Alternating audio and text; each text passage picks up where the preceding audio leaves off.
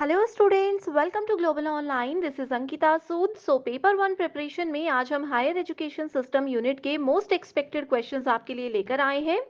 ये सवाल students as it is upcoming examination में भी पूछे जा सकते हैं, इसीलिए हमेशा की तरह हर एक क्वेश्चन के आंसर्स के साथ मैं आपको इंपॉर्टेंट एक्सप्लेनेशन भी दूंगी, ताकि अगर कहीं पर आपके कॉन्सेप्ट्स अभी भी क्लियर नहीं है तो वो साथ साथ में आसानी से क्लियर होते रहें।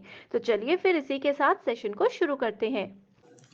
स्टूडेंट्स, पेपर वन में आपको हेल्प करने के लिए कंप्लीट कोर्स में लेकर आई हूँ, जहां पर आपको डेली 2 से 3 लाइव लेक्चर्स के साथ 100% सिलेबस कवर करवाने की श्योरिटी दी जाती है।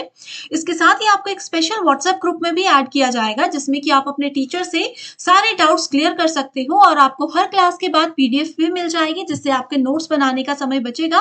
और रिविजन में आपको हेल्प करने के लिए ये मॉक टेस्ट भी हम लेकर आए हैं, जो कि पेपर के लेवल के हिसाब से ही बनाए गए हैं। ये एक ऐसा कोर्स है स्टूडेंट, जो कि कम समय में पेपर वन में 100 में से आपको 80 प्लस स्कोर करने में मदद करेगा। तो आप सभी को फ्री वीडियोस भी देखनी है तो ग्लोबल ऑनलाइन ऐप को डाउनलोड करिए। स्टोर सेक्शन पर सर्च बार में आपको लिखना है कोर्स का नाम। जैसे ही आप कंटेंट पर जाएंगे तो देखेंगे कंप्लीट कोर्सेज आपके सामने हैं। Unit wise and full syllabus mock test हम आपको देते हैं, जहां पर स्टूडेंट्स आपको यूनिट वाइज हम थियरी लेक्चर्स, पीडीएफ सब कुछ प्रोवाइड करवाएंगे, जो कि आपको पेपर में रिविजन करने में बहुत ज्यादा हेल्प करता है। आपके स्टेट्स के अलावा अदर स्टेट्स के पीवाईक्यूज भी आपको जरूर पढ़ने चाहिए, जो कि हम आपको इस कोर्स में प्रोवाइड करवाते हैं। यहाँ से आपको पता चलेगा कि अपकमिंग एग्जामिनेशन का क्या लेवल हो सकता है और किस टॉपिक में से कैसे सवाल पूछे जा सकते हैं। तो इसी के साथ ये नंबर्स पर कांटेक्ट करके आप पूरी जानकारी ले सकते हो। फर्स्ट क्वेश्चन है, Takshashila is an important archaeological site and UNESCO declared it to a world heritage site in what year? देखिए, तक्षशिला एक ओल्डेस्ट यूनिवर्सिटी है, जो कि पहले पंजाब में होती थी, बट विभाजन के बाद वो पाकिस्तान में अभी है। लेकिन अब ये यूनिवर्सिटी के रूप में काम नहीं करती। इसको यूनेस्को ने वर्ल्ड हेरिटेज साइट यानी कि विश्व धरोहर स्थल बना दिया है। तो कौन से ईयर में इसको विश्व धरोहर स्थल बनाया गया था, ये इस क्वेश्चन में पूछा है। ऑप्शन है 1980, 1990, 92 या फिर 78। तो सही आंसर है ऑप्शन नंबर 1, दैट इज 1980। तो बहुत ही ज्यादा फेमस यूनिवर्सिटी थी, जिसको कि डिस्ट्रॉय कर दिया गया है अभी, तो इसीलिए ये यूनिवर्सिटी के रूप में काम नहीं करती है।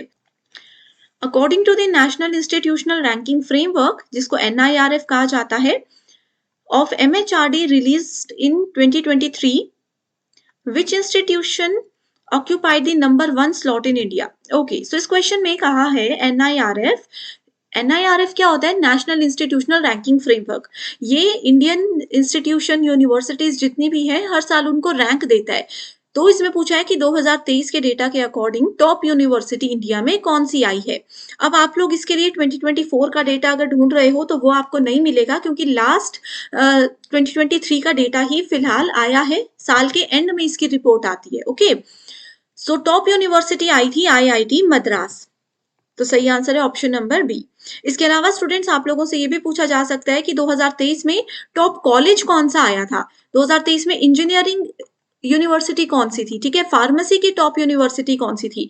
तो हर एक की अलग अलग लिस्ट बनाई जाती है, जिसमें एटलीस्ट टॉप 3 आपको जरूर पढ़ने हैं। तो ये the act of incorporation passed by Lord Canning in February 1857 provided by the establishment of which of the following universities? तो ये बहुत आसान क्वेश्चन है, बस बच्चों को कंफ्यूज करने के लिए ये एक्ट और ये सब चीजें ऐड की हैं। आपको इस क्वेश्चन में सिर्फ ये पढ़ना है कि 1857 में कौन कौन से विश्वविद्यालय की स्थापना की गई थी। ठीक है, तो 1857 में 3 विश्वविद्यालयों की स्थापना की गई थी, कलकत्ता, बॉम्बे और मद्रास। तो A, C and D is the correct answer. तो स्टूडेंट्स, हायर एजुकेशन में ना आप लोगों को ऐसे ही क्वेश्चन थोड़े लेंदी करके पूछे जाते हैं, बस होता उनमें कुछ भी नहीं है। बस अगर आपने 1857 पढ़ा होता और ये थोड़ा सा ऑप्शंस पर ध्यान दिया होता तो आपको समझ आ जाता कि क्वेश्चन में क्या पूछा जा रहा है। Who was the first chairman of UGC? So UGC को 1953 में एस्टैब्लिश किया गया था एंड ये एक्ट ऑफ पार्लियामेंट के अंदर इसको कंसिडर किया गया था 1956 में। सो 1953 तक ये कॉन्स्टिट्यूशनल बॉडी था एंड उस समय इसके चेयरमैन थे SS भटनागर। और करंट चेयरमैन, अभी जो UGC के चेयरमैन है 2022 से, वो है M Jagadesh Kumar. Next is broad parameters adopted by NIRF are what? So देखिए, अब मैंने आप लोगों को बताया कि एनआईआरएफ रैंक देता है। अब रैंक देने के लिए वो अपनी कोई फेवरेट यूनिवर्सिटी तो नहीं चुनेंगे, वो कुछ पैरामीटर्स देखेंगे कि उस इंस्टीट्यूशन में टीचिंग, लर्निंग और रिसोर्सेज यानी कि पढ़ाई के लिए बच्चों को क्या-क्या सुविधाएं दी जा रही हैं। तो वो कुछ फ्रेमवर्क्स को देखते हैं जिसके बेसिस पे सिलेक्शन होता है। ठीक है, तो टोटल 5 फ्रेमवर्क्स को सिलेक्ट किया जाता है, जिसमें एक टीचिंग, लर्निंग और रिसोर्सेज है, दूसरा है ग्रेजुएशन आउटकम्स, तीसरा है आउटरीच एंड इंक्लूसिविटी और अगला है पीयर परसेप्शन। ठीक है, यानी कि वहां पर जो टीचर्स हैं, वहां पर जो स्टूडेंट्स हैं, उनका फीडबैक क्या है। अब एक होमवर्क क्वेश्चन दे रही हूँ। होमवर्क क्वेश्चन ये है कि बताइए, मैंने कहा आपको कि 5 पैरामीटर्स पर काम करता है। 4 पैरामीटर्स के नाम हमने यहाँ पर देख लिए, बताइए 5वां पैरामीटर क्या है।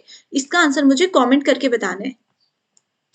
Next question, according to NEP 2020 national education policy 2020 के हिसाब से हायर एजुकेशनल इंस्टीट्यूशंस को मल्टीडिसिप्लिनरी बन जाना है। ठीक है, बहुविषयक। बहुविषयक का मतलब क्या होता है? जैसे पहले नॉन मेडिकल स्टूडेंट के पास फिजिक्स, केमिस्ट्री, मैथ, इंग्लिश और कंप्यूटर्स, ये 5 ऑप्शंस होते थे।